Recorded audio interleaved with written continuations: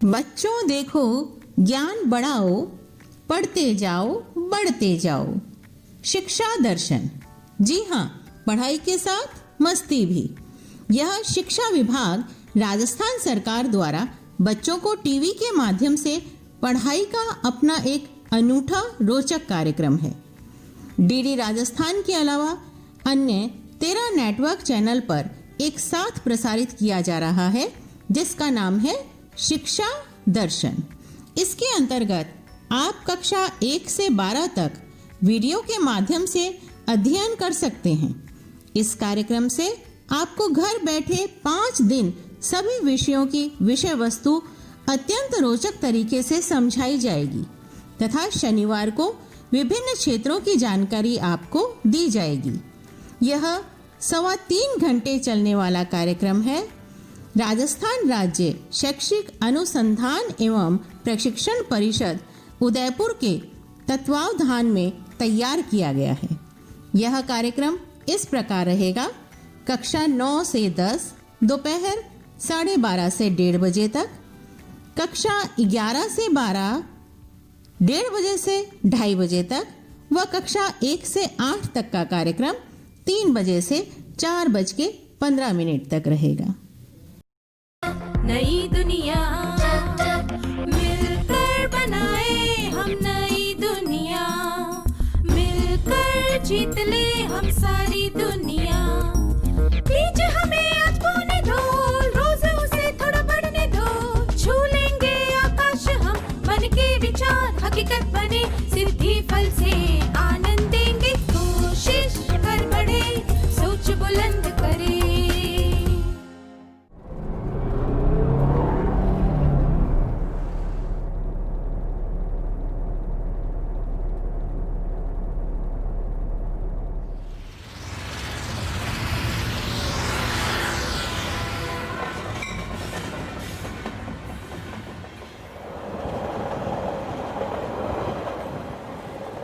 नमस्ते छात्रों, आप में से कितने लोगों ने सार्वजनिक यातायात के साधनों जैसे कि बस और ट्रेन द्वारा सफ़र किया है? कृपया अपने हाथ ऊपर कीजिए। लगता है कि सभी लोगों ने इनका इस्तेमाल किया है। हम में से कुछ लोग रोज़ बस या ट्रेन का इस्तेमाल नहीं करते होंगे, पर हम सब ने कभी ना कभी तो इनमें सफ़र किया होगा, है ना? क्या सार्वजनिक परिवहन से यात्रा करते समय आपको कुछ मज़ेदार अनुभव हुए हैं? क्या आप में से कुछ छात्र ऐसे अनुभवों के बारे में सबको बता सकते हैं?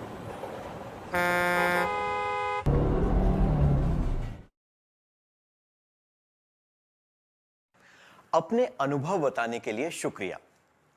क्या हम सार्वजनिक परिवहन द्वारा यात्रा करने के कुछ सकारात्मक पहलुओं की सूची बनाएं? कम खर्च में यात्रा कर पाते हैं, कई तरह के लोगों से मिलने और उनसे बात करने का मौका मिलता है, बहुत सी अनोखी चीजें देखने को मिलती हैं। सार्वजनिक परिवहन का उपयोग करने की सबसे रोचक बात यह है कि हम नए लोगों से मिलते हैं और हमें उन्हें जानने का मौका मिलता है कि नहीं? हम ऐसे लोगों से मिल पाते हैं जो अच्छे होते हैं और वे दूसरों की मदद करके यात्रा को सुखद बनाते हैं। लोग एक दूसरे की मदद किस तरह कर सकते हैं, यह जानने के लिए क्या हम एक अभिनय करें? मुझे 2 छात्र चाहिए जो स्वेच्छा से यहां आना चाहते हो।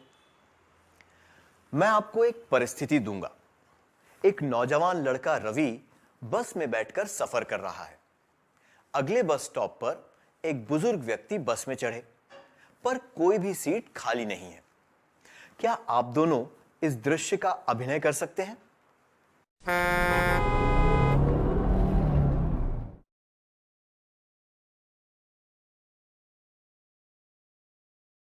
शुक्रिया, आपने बढ़िया किया। हमने देखा कि जब वे बुजुर्ग व्यक्ति बस में चढ़े, तब उस नौजवान ने तुरंत अपनी सीट उन्हें दे दी। बुजुर्ग व्यक्ति खुश हुए और उन्होंने नौजवान को धन्यवाद दिया। क्या बस में केवल बुजुर्गों को हमारी जरूरत होती है? ऐसे और कौन से लोग हैं जिन्हें हमारी मदद की जरूरत होती है? इन संकेत चित्रों के आधार पर सूची बनाइए।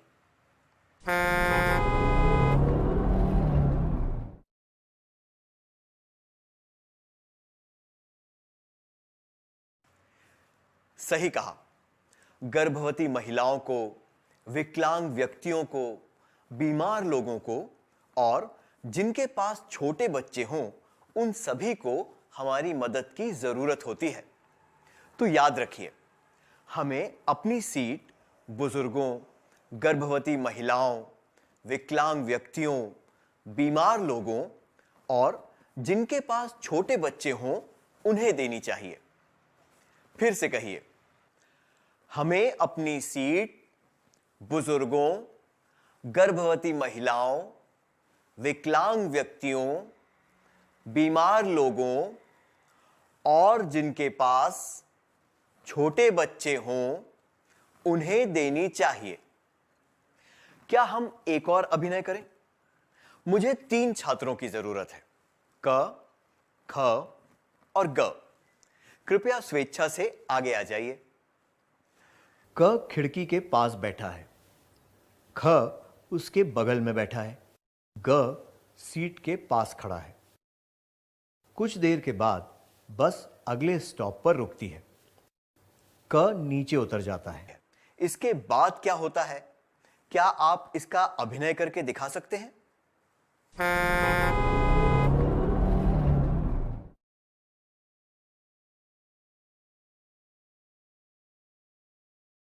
आपने बहुत अच्छा किया, धन्यवाद।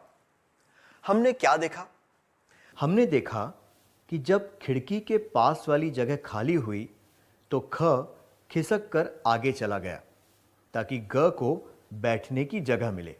जगह खाली होने पर हमें आगे सरक जाना चाहिए ताकि दूसरा व्यक्ति वहां बैठ सके। आइए फिर से कहें, जगह खाली होने पर हमें आगे सरक जाना चाहिए ताकि दूसरा व्यक्ति वहां बैठ सके। जब हम किसी बुजुर्ग व्यक्ति, विकलांग व्यक्ति या गर्भवती महिला को खड़े हुए देखें तो हमें अपनी सीट उन्हें देनी चाहिए। उसी तरह अगर कोई सीट खाली हुई हो तो हमें आगे सरक जाना चाहिए ताकि खड़ा हुआ व्यक्ति सीट पर बैठ सके। क्या अब हमें गीत गाएं? कृपया गीत गाने के लिए खड़े हो जाइए।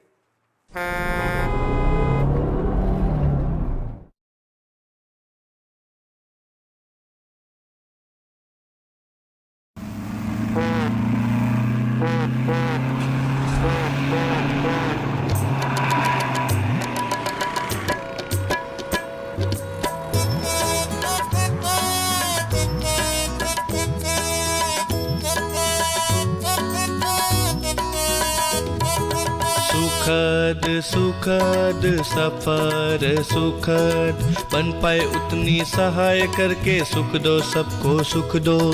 सुखद सुखद सफर सुखद, बन पाए उतनी सहाय करके सुख दो सबको सुख दो। भरी ठसी गाड़ी आती है जब निसहाय लोग आते हैं तब, स्वस्थ जन उठकर जगह दे तब सुखद सफर सुखद। भरी ठसी गाड़ी आती है जब निसहाय लोग आते हैं तब, स्वस्थ जन उठकर जगह दे तब सुखद सफर सुखद। सुखद सुखद सफर सुखद, बन पाए उतनी सहाय करके सुख दो सबको सुख दो। सुखद सुखद सफर सुखद, बन पाए उतनी सहाय करके सुख दो सबको सुख दो। स्वार्थ छोड़कर हट जाए, विधक नजर छोड़ सभ्य बने, सामान और वाणी संयम में हो तो सुखद सफर सुखद। स्वार्थ छोड़कर हट जाए, विधक नजर छोड़ सभ्य बने, सामान और वाणी संयम में हो तो सुखद सफर सुखद। सुखद सुखद सफर सुखद, बन पाए उतनी सहाय करके सुख दो सबको सुख दो। सुखद सुखद सफर सुखद, बन पाए उतनी सहाय करके सुख दो सबको सुख दो।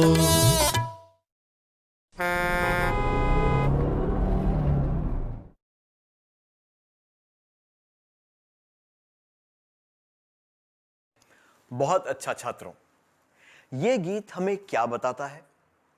इस गीत से हमें पता चलता है कि सार्वजनिक परिवहन से यात्रा करते समय हमें दूसरों की मदद करनी चाहिए और उनका ध्यान रखना चाहिए। ऐसा करने से हमें संतोष प्राप्त होगा और मदद लेने वाले को भी खुशी मिलेगी। इससे हमारी यात्रा चाहे लंबी हो या छोटी, सुखद होगी। ऐसा करने से अच्छे व्यवहार को बढ़ावा भी मिलता है। जब आप किसी के साथ अच्छा व्यवहार करते हैं, तब दूसरे व्यक्ति भी आपको देखकर अच्छा व्यवहार करते हैं और इसी तरह ये भावना सब लोगों तक पहुंच जाती है। क्या अब हम एक कार्यकलाप करें? मैं आपको एक वाक्य दूंगा। कोई दो व्यक्ति जो उस वाक्य से सहमत हों, उन्हें सबको बताना है कि वे उस वाक्य से सहमत क्यों हैं। फिर कोई दो व्यक्ति जो उस वाक्य से सहमत ना हो, उन्हें आगे आकर बताना है कि वे सहमत क्यों नहीं हैं।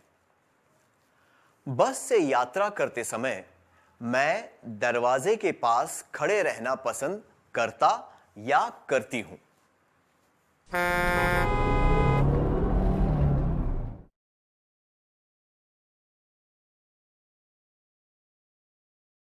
आपने बहुत अच्छा किया। इस वाक्य के दोनों दृष्टिकोण बताने के लिए शुक्रिया।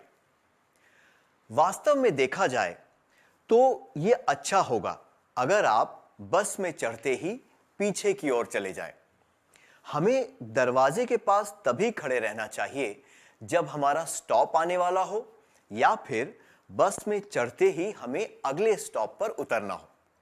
आइए फिर से कहें, हमें दरवाजे के पास तभी खड़े रहना चाहिए जब हमारा स्टॉप आने वाला हो या फिर बस में चढ़ते ही हमें अगले स्टॉप पर उतरना हो। यह हमेशा ठीक रहता है कि आप बस में पीछे की तरफ खड़े रहें ताकि जिन्हें नीचे उतरना हो उनके लिए जगह रहे। इस तरह दूसरों की मदद करके हम स्वीकार्य लक्षण दर्शाते हैं और दूसरों के लिए बाधा भी नहीं बनते। क्या आपने ध्यान दिया है कि सार्वजनिक परिवहन में कई बार दूसरों के व्यवहार से लोगों को परेशानी हो सकती है? कुछ लोग बहुत ज्यादा सामान ले जाते हैं जिसकी वजह से लोगों को दिक्कत होती है। समस्या को और बढ़ाने के लिए वे लोग अपने सामान को हर मुमकिन जगह पर रख देते हैं। क्या बस या ट्रेन में सफर करते वक्त आपको कभी किसी के ज्यादा सामान की वजह से परेशानी हुई है? क्या आप में से एक दो छात्र इसके बारे में सबको बताना चाहेंगे?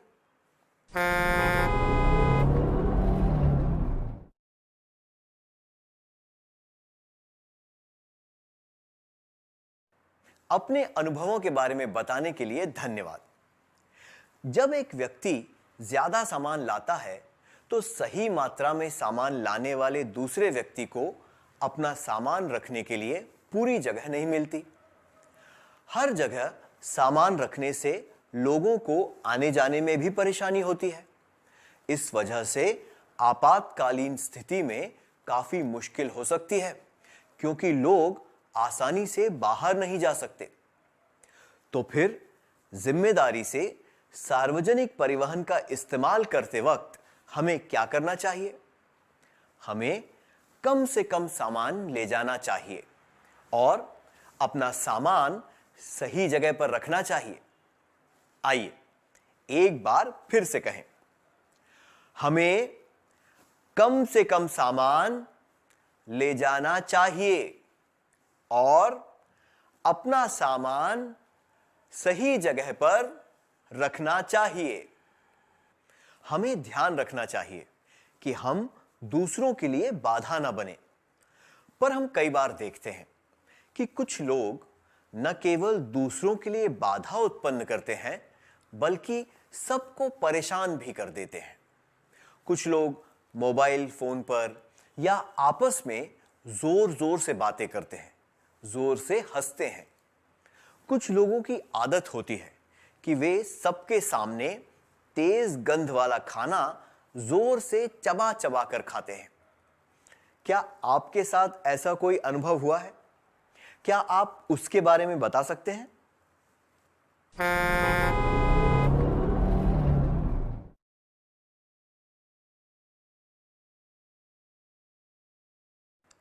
इन अनुभवों के बारे में बताने के लिए शुक्रिया।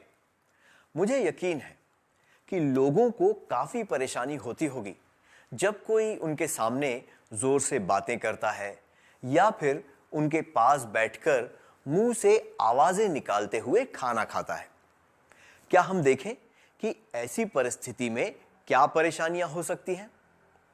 चाहे जवान लोग हों या बुजुर्ग, जोर से बातें करने से उनकी शांति भंग होती है।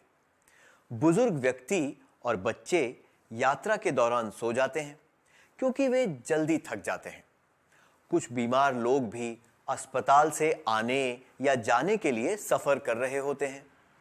कुछ लोग बाहर के नज़ारे देखते हुए शांति से सफर करना चाहते हैं। जब कोई जोर से बातें करता है या फिर मोबाइल, रेडियो पर तेज आवाज में गाने सुनता है तो ऐसे लोगों की शांति भंग हो जाती है। कुछ लोग यात्रा के दौरान विचार करते हैं, ध्यान लगाते हैं या फिर पढ़ते हैं। ऐसे लोगों को भी शोर से परेशानी हो सकती है। तो हमें ये याद रखना चाहिए कि हमें मोबाइल पर या आपस में जोर से बातें नहीं करनी चाहिए और ना ही तेज आवाज में गाने सुनने चाहिए।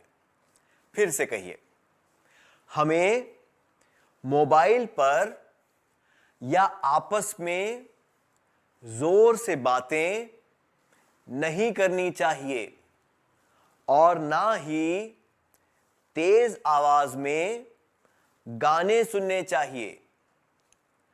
अब खाने की बात करते हैं। मुंह से आवाजें निकालते हुए खाना खाने से दूसरों को परेशानी हो सकती है। खाने की कुछ वस्तुएं ऐसी होती हैं जिनसे बहुत ज्यादा गंध आती है। इससे दूसरों को तकलीफ हो सकती है या फिर वे उस गंध से बीमार भी पड़ सकते हैं। इससे लोगों की परेशानी बढ़ सकती है। इसलिए सार्वजनिक परिवहन का इस्तेमाल करते वक्त हमें दूसरों की भावनाओं का ख्याल करना चाहिए। हमें किसी भी प्रकार का अनुचित व्यवहार नहीं करना चाहिए। तो हमें सार्वजनिक जगहों पर खाना, खास तौर पर तेज गंध वाला खाना नहीं खाना चाहिए। साथ मिलकर कहिए, हमें सार्वजनिक जगहों पर खाना, खास तौर पर तेज गंध वाला खाना नहीं खाना चाहिए। हमने देखा कि कुछ परिस्थितियां होती हैं जब कुछ लोग दूसरों के लिए बाधा बन जाते हैं या फिर उनकी परेशानी बढ़ाते हैं। कुछ लोग ऐसे काम करते हैं जिनकी वजह से लोगों को किसी प्रकार की तकलीफ हो सकती है। क्या आपके साथ कभी ऐसा हुआ है जब सार्वजनिक परिवहन से सफर करते समय किसी ने आपको बहुत देर तक घूर के देखा हो या फिर बिना किसी कारण के आपको कोई बेढंगी बात कही गई हो? क्या आप में से एक दो छात्र ऐसे अनुभवों के बारे में सबको बताना चाहेंगे?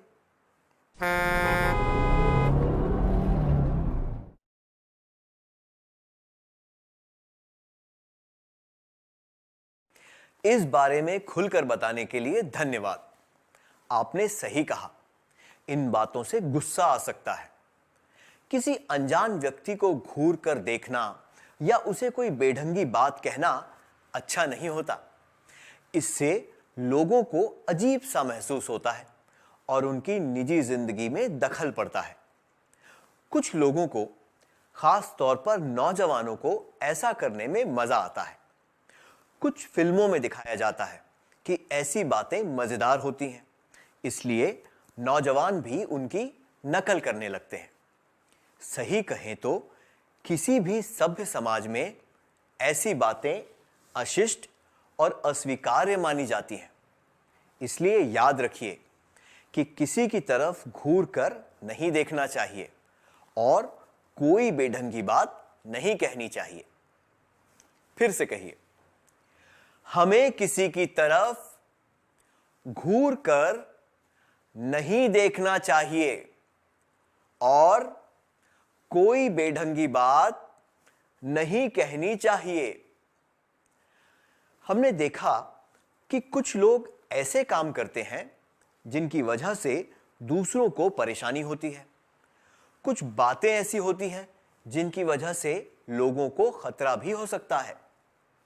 अपने मुंह और नाक को ढके बिना खांसना और छींकना दूसरों के लिए खतरनाक हो सकता है। जिन लोगों को कोई संक्रामक रोग हो, उन्हें ध्यान रखना चाहिए कि वे सार्वजनिक परिवहन से सफर करते समय ऐसा कोई काम न करें, क्योंकि इससे वो रोग दूसरों में भी फैल सकता है। उन्हें विशेष तौर पर सावधानी बरतनी चाहिए ताकि दूसरों तक वो रोग ना फैले। ऐसा ना करने का एक और कारण है, जोर से बात करने, जोर से हंसने और तेज आवाज में गाना सुनने की तरह जोर से खांसना और छींकना भी ठीक नहीं होता। लोग ऐसी बातें पसंद नहीं करते, इसलिए हमें जोर से खांसना और छींकना नहीं चाहिए। खांसते और छींकते वक्त अपने मुंह और नाक को ढकना चाहिए।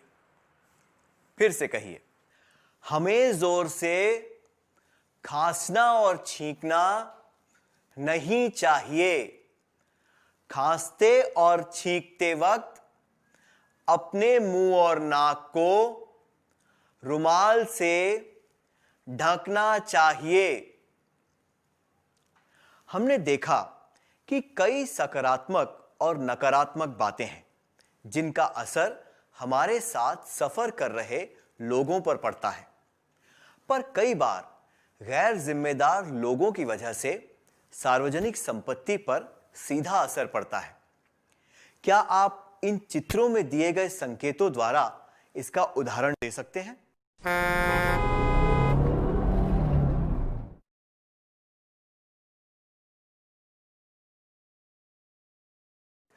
कुछ गैर जिम्मेदार हरकतों की सूची बनाने के लिए धन्यवाद। सीट पर कुछ लिखना या उसे कुरेदना, बस, ट्रेन, स्टेशन की दीवारों और बस स्टॉप पर कुछ लिखना, सीट खराब करना, इधर उधर कचरा फैलाना, थूकना, सीट फाड़ना, दीवारों को खराब करना, बस, ट्रेन, स्टेशन की दीवारों और बस स्टॉप पर किसी का नाम, नारे या बेढंगी बातें लिखना, ये सब काम गलत होते हैं। ऐसी बातें किसी भी सभ्य समाज में अस्वीकार्य होती हैं, क्योंकि इससे सार्वजनिक संपत्ति को हानि पहुंचती है। ऐसी बातों को गैर जिम्मेदार और अस्वीकार्य क्यों माना जाता है? ऐसे कामों से आम लोगों को असुविधा होती है। कचरा फेंकने से और थूकने से जगह जगह गंदगी होती है और दूसरे लोग उस जगह का इस्तेमाल नहीं कर पाते। लिखने और कुरेदने से सार्वजनिक संपत्ति को हानि पहुंचती है। हमने देखा कि सार्वजनिक परिवहन सबसे सस्ता विकल्प होता है। सार्वजनिक संपत्ति सबके लिए होती है, इसलिए हमें इसका इस्तेमाल ध्यान से और जिम्मेदारी से करना चाहिए। गैर जिम्मेदार हरकतों से हमारे देश और समाज का नाम खराब हो सकता है।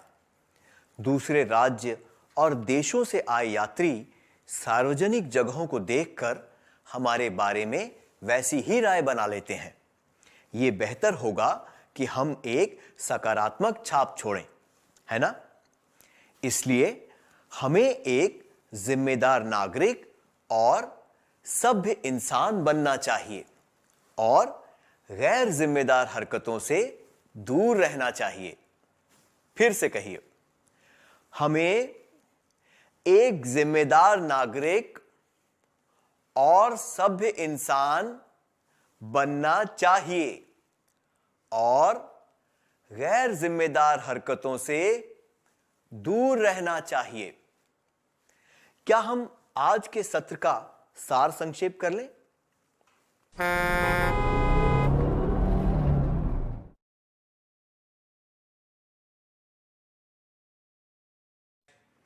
क्या आप अगले सत्र में आने से पहले यह काम पूरा करके लाएंगे? हमें अपनी सीट बुजुर्गों, गर्भवती महिलाओं, विकलांग व्यक्तियों, बीमार लोगों और जिनके पास छोटे बच्चे हों उन्हें देनी चाहिए। जगह खाली होने पर आगे सरक जाना चाहिए ताकि दूसरा व्यक्ति वहां बैठ सके। दरवाजे के पास तभी खड़े रहना चाहिए जब हमारा स्टॉप आने वाला हो या फिर बस में चढ़ते ही हमें अगले स्टॉप पर उतरना हो। हमें कम से कम सामान ले जाना चाहिए और अपना सामान सही जगह पर रखना चाहिए। मोबाइल पर या आपस में जोर से बातें नहीं करनी चाहिए और ना ही तेज आवाज में गाने सुनने चाहिए। सार्वजनिक जगहों पर खाना, खास तौर पर तेज गंध वाला खाना नहीं खाना चाहिए। हमें किसी की तरफ घूर कर नहीं देखना चाहिए और कोई बेढंगी बात नहीं कहनी चाहिए। जोर से खांसना और छींकना नहीं चाहिए। खांसते और छींकते वक्त अपने मुंह और नाक को ढकना चाहिए। एक जिम्मेदार नागरिक और सभ्य इंसान बनना चाहिए और गैर जिम्मेदार हरकतों से दूर रहना चाहिए। छात्रों, आपका फिर से स्वागत है। मुझे विश्वास है कि आप पिछले सत्र में दिया गया गृह कार्य पूरा करके लाए हैं। क्या अब हम जवाब जांच लें?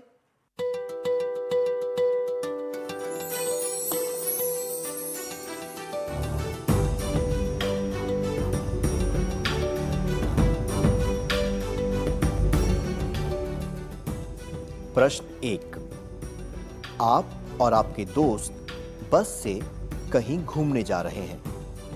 आप सब खुश होकर जोर से बातें कर रहे हैं। आपके पास बैठा एक यात्री आपसे निवेदन करता है कि आप धीरे बात करें। आप क्या करेंगे? 1, हम कुछ देर शांति रखेंगे और फिर से बातें करने लगेंगे। 2, हमें यह आभास होगा कि हमें शोर मचाकर दूसरों को परेशान नहीं करना चाहिए। 3, हम उसकी बातों पर ध्यान नहीं देंगे और उसे परेशान करने के लिए जोर से बातें करेंगे। प्रश्न 2।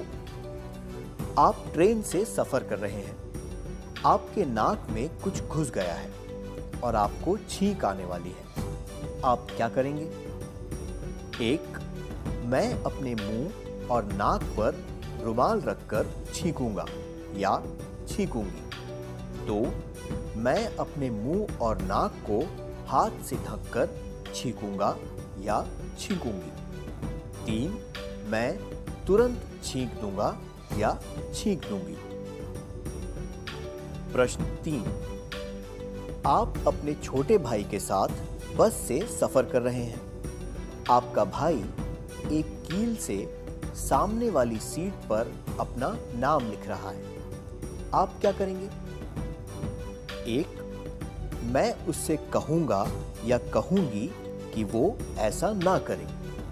2, मैं उससे वो कील मांगकर अपना नाम भी लिखूंगा या लिखूंगी। 3, मैं उसे सिखाऊंगा या सिखाऊंगी कि कील से अच्छी तरह कैसे लिखते हैं।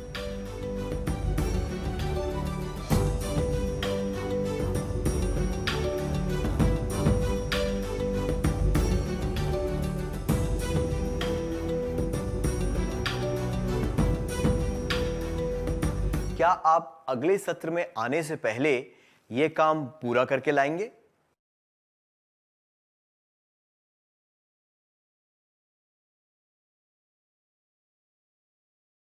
छात्रों, आपका फिर से स्वागत है। मुझे विश्वास है कि आप पिछले सत्र में दिया गया गृह कार्य पूरा करके लाए हैं। क्या अब हम जवाब जांच लें?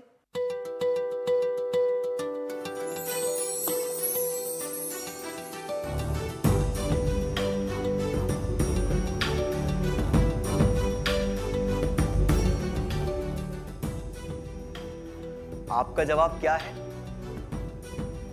इस प्रश्न के लिए कि आप और आपके दोस्त बस से कहीं घूमने जा रहे हैं। आप सब खुश होकर जोर से बातें कर रहे हैं। आपके पास बैठा एक यात्री आपसे निवेदन करता है कि आप धीरे बात करें। आप क्या करेंगे? ये जवाब कि हम कुछ देर शांति रखेंगे और फिर से बातें करने लगेंगे, और ये जवाब कि हम उसकी बातों पर ध्यान नहीं देंगे और उसे परेशान करने के लिए जोर से बातें करेंगे, उचित नहीं है। इससे पता चलता है कि आप सार्वजनिक जगहों पर दूसरों की परेशानी के बारे में नहीं सोचते हैं। उचित जवाब है, हमें यह आभास होगा कि हमें शोर मचाकर दूसरों को परेशान नहीं करना चाहिए। इससे पता चलता है कि आप अपनी जिम्मेदारी समझते हैं और सभ्य व्यवहार करना जानते हैं। इससे ये भी पता चलता है कि आपको दूसरों की भावनाओं की कद्र है। आपका जवाब क्या है? अगले प्रश्न के लिए कि आप ट्रेन से सफर कर रहे हैं। आपके नाक में कुछ घुस गया है और आपको छींक आने वाली है। आप क्या करेंगे?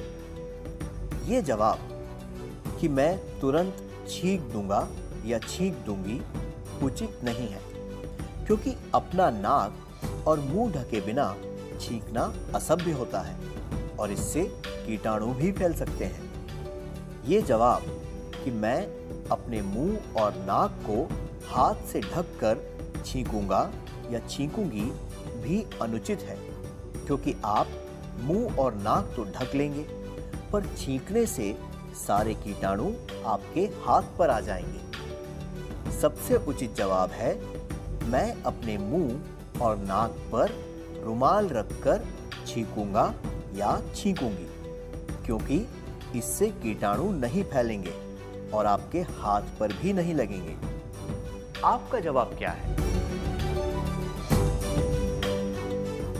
आखिरी प्रश्न के लिए कि आप अपने छोटे भाई के साथ बस से सफर कर रहे हैं। आपका भाई एक कील से सामने वाली सीट पर अपना नाम लिख रहा है।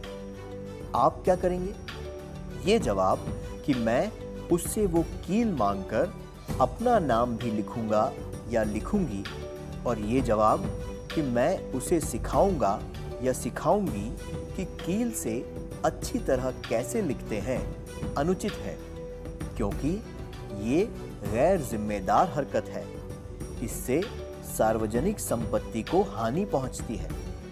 उचित जवाब है, मैं उससे कहूंगा या कहूंगी कि वो ऐसा ना करे।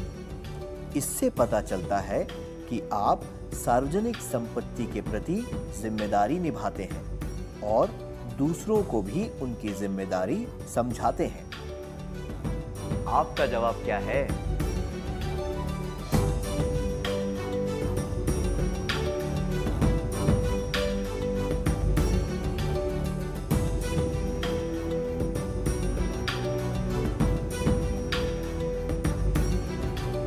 क्या हम अगले सत्र पर चलें?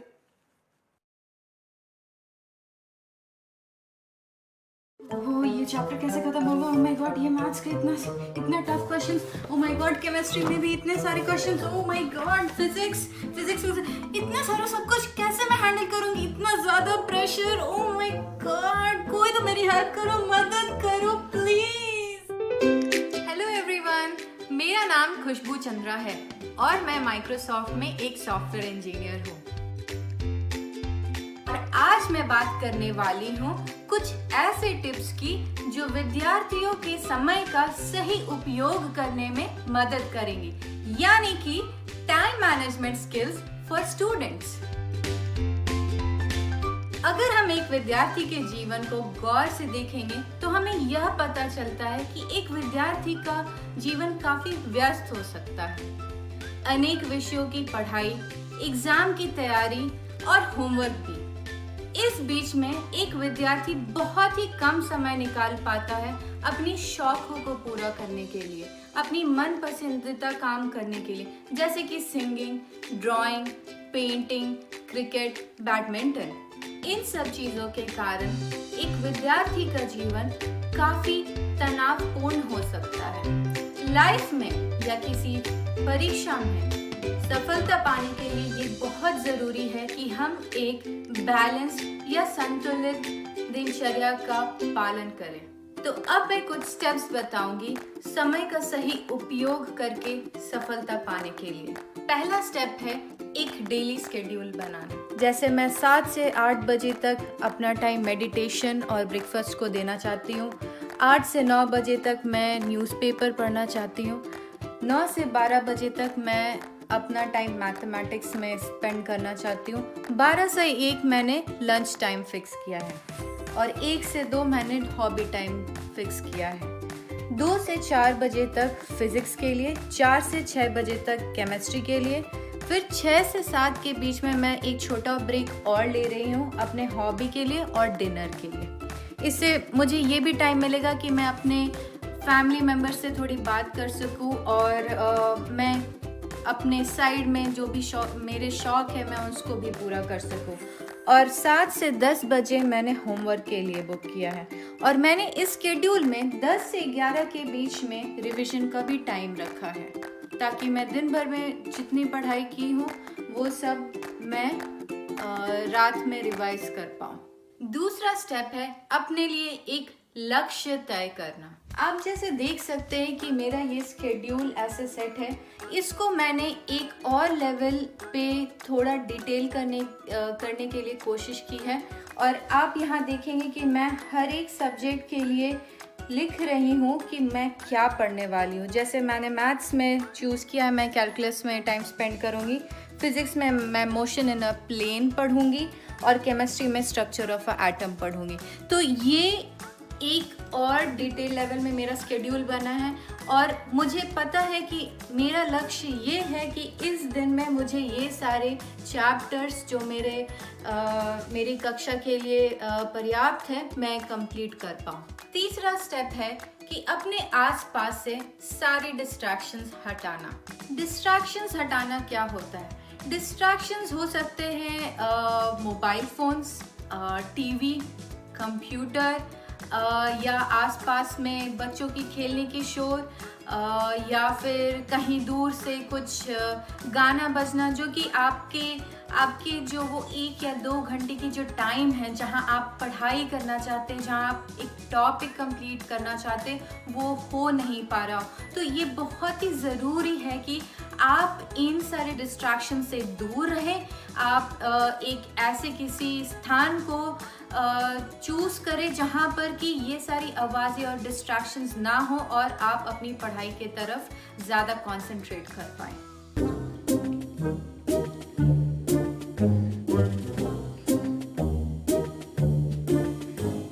बेटा चीनी ले आओ। उफ, मम्मी भी ना।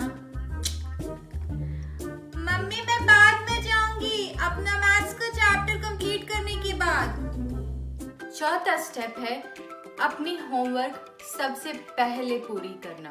5वां स्टेप है कि चैप्टर को छोटे छोटे टॉपिक में ब्रेक करना। आखिरी स्टेप ये है कि आप अपने डेली स्केड्यूल की सफलता या असफलता के बाद अपने स्केड्यूल को परिवर्तित करें ताकि आप उसका ज्यादा से ज्यादा फायदा उठा पाए। जैसा कि मैंने आपको दिखाया, ये मेरा पहला स्केड्यूल था और मैंने देखा कि ये थोड़ा सा मेरे लिए अनईजी हो गया क्योंकि यहाँ पर मैंने ज़्यादा टाइम किसी एक सब्जेक्ट को दिया और थोड़े मेरे जो रूटीन्स है वो सही नहीं सेट हो पा रहे थे, तो मैंने इस रूटीन को इम्प्रूव करने का कोशिश किया है और ये मेरा सेकेंड रूटीन और स्केड्यूल मैंने बनाया है। तो अब मैं 7 से 8 बजे योगा और ब्रेकफास्ट के लिए टाइम मैंने रखा है। 8 से 9 बजे मैंने रिवीजन रखा है। तो मैंने जो पिछले वाले स्केड्यूल में 10 से 11 बजे रिवीजन का टाइम रखा था, उसे मैंने चेंज करके 8 से 9 बजे सुबह कर दिया है। और 9 से 12 मैथमेटिक्स रखा है और 12 से 1 लंच रखा है। और 1 से 2 मुझे मेरे पहले वाले रूटीन में ऐसा लग रहा था कि मैं थोड़ा ज़्यादा थक जा रही हूँ, तो मैंने 1 से 2 बजे के बीच में एक छोटा सा सोने का टाइम रखा है और नैप टाइम रखा है। और 2 से 4 फिर मैं फिज़िक्स पढ़ूंगी, 4 से 7 मैं केमिस्ट्री पढ़ूंगी। आपके पास हमेशा ये ऑप्शंस है कि ये जो मैथमेटिक्स, फिजिक्स और केमिस्ट्री, आप इन सब्जेक्ट्स को ऊपर नीचे कर सकते हैं डिपेंडिंग आप अपने प्रिपरेशन के बारे में क्या सोचते हैं, आप किस सब्जेक्ट में ज़्यादा टाइम देना चाहते हैं। ये बस एक सैम्पल है, बट कुछ विद्यार्थी ऐसे होते हैं जिन्हें फिजिक्स में ज़्यादा टाइम देना है, तो यू आर ऑलवेज वेलकम कि you can change the schedule here. और मैंने डिनर का टाइम भी चेंज कर दिया। जो डिनर मेरा 6 से 7 था, अभी मैंने 7 से 8 का टाइम रखा है। और मैंने हॉबी का टाइम जो पहले था वो मैंने निकाल के 7 से 8 और 8 से 9 बजे का जो टाइम है, मैं वो खुद को देना चाहती हूँ 2 घंटा, कि मैं थोड़ा रिलैक्स कर पाऊँ, मैं पढ़ाई के अलावा भी कुछ कर पाऊँ, ताकि मैं सफलता की ओर और अच्छे से बढ़ूँ। अब आप यहाँ देखिएगा, मैंने 9 से 11 के बीच में होमवर्क का टाइम रख दिया है। तो मुझे ये लगा कि जो होमवर्क का टाइम था 3 घंटा, मेरे होमवर्क्स उतने नहीं थे, इसीलिए मैंने उसको 3 घंटे से कम करके 2 घंटा कर दिया है। बट यहाँ पर जो होमवर्क वाला टाइम है, आप इसको अन्य विषयों के लिए भी इस्तेमाल कर सकते हैं। जैसे आपकी जो एक्स्ट्रा सब्जेक्ट्स है, मे बी वो कंप्यूटर हो, इंग्लिश हो, हिंदी हो, संस्कृत हो, या जो भी कुछ हो, आप उसको यहाँ पर डाल सकते हैं। और मैंने अब स्लीप का भी टाइम बना दिया है, ताकि मैं जानूँ कि मैं कितने घंटे सो रही हूँ। ये मैंने 11 से 6 बजे तक का किया है, क्योंकि डॉक्टर्स कहते हैं कि 7 घंटे की स्लीप बहुत ज़्यादा ज़रूरी है आपके बॉडी को फ्रेश फील होने के लिए। बट ये थोड़ी पर्सनल चॉइस है, आपके लिए मे बी 6 घंटा या 8 घंटा भी ज़रूरी हो, तो आप इसको चेंज कर सकते हैं। और अगर आप देखें तो मैंने जो स्केड्यूल है 7 बजे से बनाया है, तो इनफैक्ट आपके पास अभी भी 1 घंटा का बफर और है। आप उस टाइम में कुछ और भी कर सकते हैं जो आप चाहते हो। तो देखा जाए तो मेरे पहले रूटीन से ये वाली थोड़ी डिफरेंट है, क्योंकि मैंने देखा कि वो पहली वाली रूटीन मेरे लिए उतनी अच्छी काम नहीं कर रही है।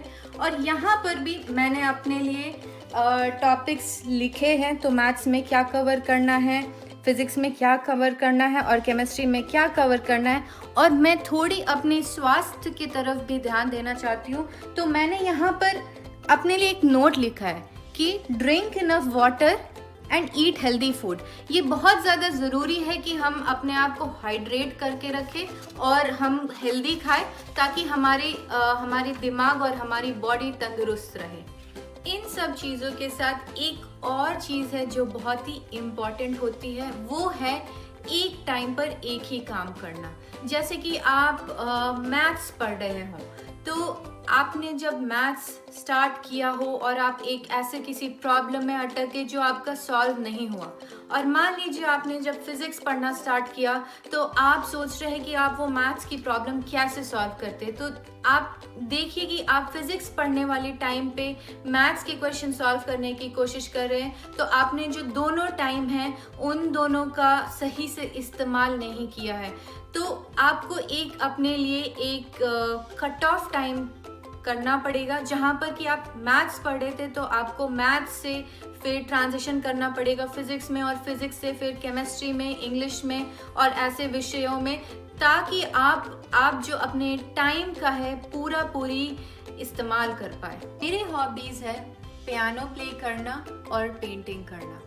तो मैं अपने दिन भर के टाइम में से और मेरे वीकली टाइम में से थोड़ा सा टाइम इन चीज़ों के लिए भी निकालना चाहती हूँ, ताकि मैं रिफ़्रेश्ड रहूँ, इनकरेज्ड रहूँ, मोटिवेटेड रहूँ और पढ़ाई के अलावा भी मेरे पास कुछ चीज़ें हैं करने के लिए जो कि मेरे लाइफ में मेरे लिए फ्रूटफुल होंगी। जैसे कि अभी आप और हम सभी लॉकडाउन सिचुएशन में हम बाहर नहीं जा सकते, हमें घर में ही रहना है, तो इस टाइम पर ऐसे हॉबीज़ होने भी अच्छे होते हैं। अब मैं आपके लिए कुछ बजाना चाहती हूँ और आपको थोड़ा मोटिवेट और प्रेरित करना चाहती हूँ अपने हॉबीज़ के बारे में।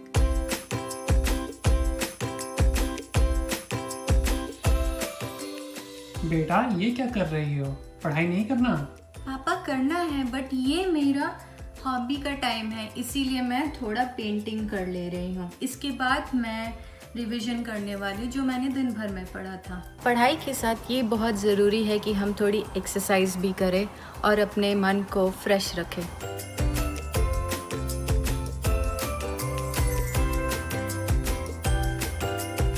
मुझे पूरा विश्वास है अगर विद्यार्थी इन स्टेप्स को फॉलो करेंगे तो सफलता के मार्ग पर आगे बढ़ेंगे। धन्यवाद। नमस्कार, मैं प्रिया शाह एक अध्यापिका हूँ। हर एक बच्चा जब भी जन्म लेता है तो उसमें कुछ न कुछ गुण ज़रूर होते हैं। गुण यानी कि कुछ कौशल डेफिनेटली उसमें होते हैं जो आगे जाके परखे जा सकते हैं। तो आज हम कला के बारे में बात करेंगे। कला मतलब स्किल्स, इंग्लिश में स्किल्स बोलते हैं और हिंदी में उसी को कला बोलते हैं। कला बहुत सारी चीज़ों पे निर्भर करती है, धगस और रुचि। अगर आपको कुछ कलाएं सीखनी है तो उसके लिए आपको धगस और रुचि ज़रूर होनी चाहिए।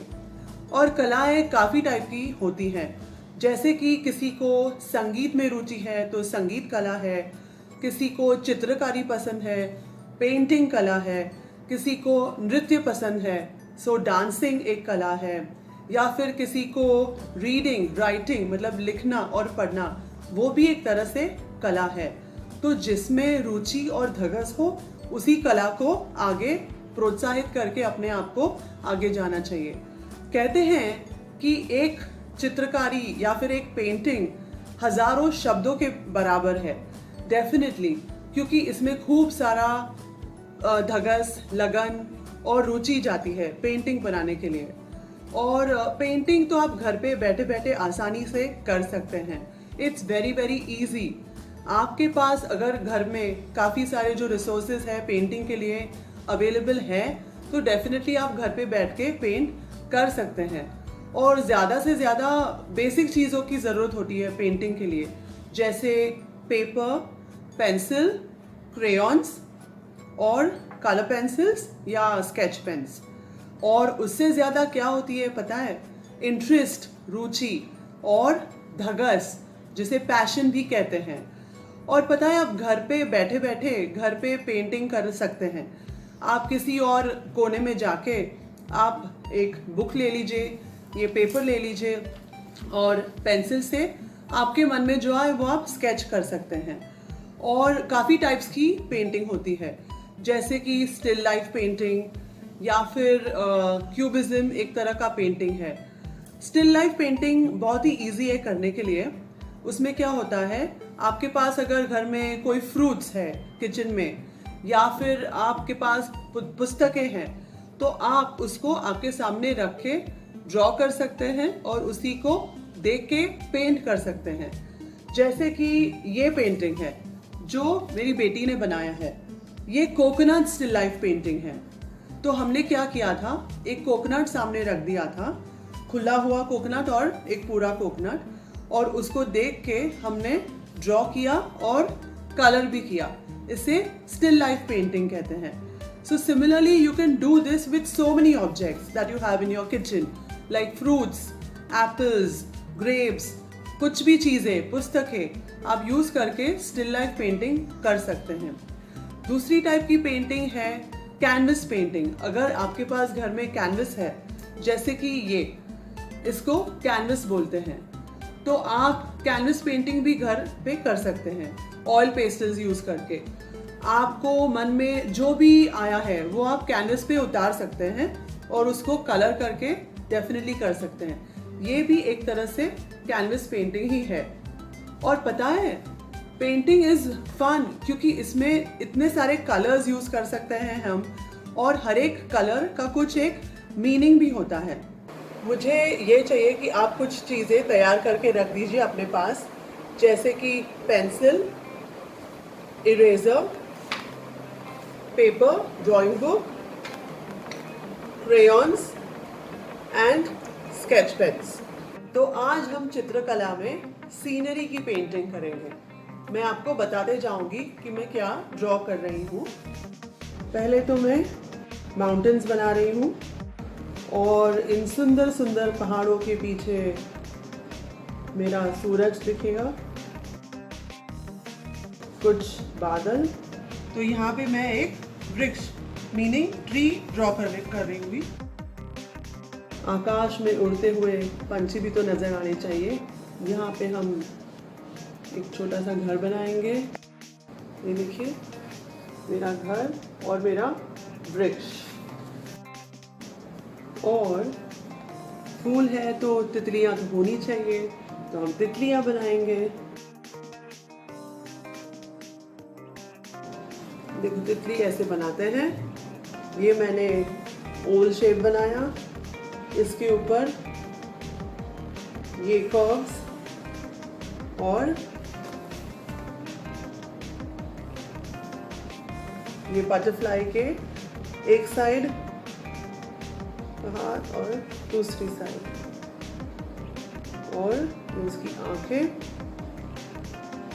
आप डिज़ाइन कर सकते हैं। ये हो गई मेरी तितलियाँ। अभी क्यों ना हम इसको कलरफुल बना दें, रंग बिरंगी कलर भर के। So you can use your colour pencils और you can use sketch pens like these, and otherwise you can use simple crayons. So I'm going to use crayons and some sketch pens. काफ़ी आसानी से हम इसको colour कर सकते हैं and crayons are very smooth. तो ये देखिए, ये मैंने स्काई को कलर किया है और क्लाउड्स को डार्क ब्लू किया है। आप भी ऐसा कर सकते हैं। Now let's color the sun bright yellow. Mountains brown colour के करने हैं।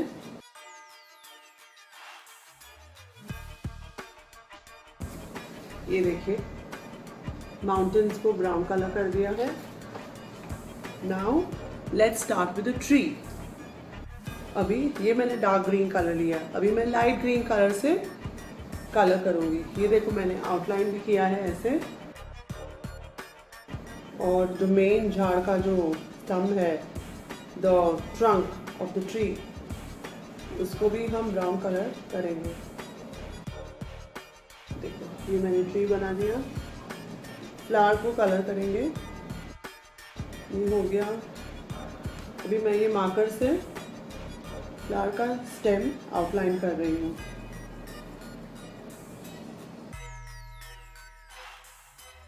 और ये बाकी का ग्रीन ग्रास हम कलर करेंगे। ग्रीन कलर पूरा कलर कर देंगे। मैं आउटलाइन कर रही हूँ इसकी विंडो को, आप भी कर सकते हैं मार्कर के ज़रिए या फिर ब्लैक क्रेयॉन या कलर पेंसिल से। मैंने ऐसे ब्रिक्स बनाए हैं हाउस के ऊपर, आप भी कर सकते हैं।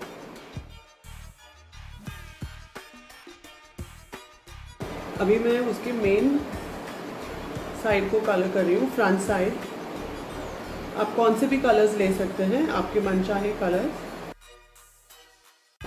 सो this is how my house is looking.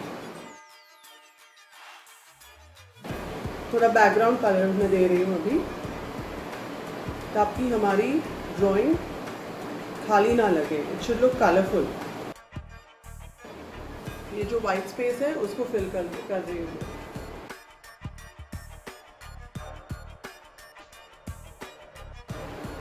This looks nice, colourful and visually very appealing.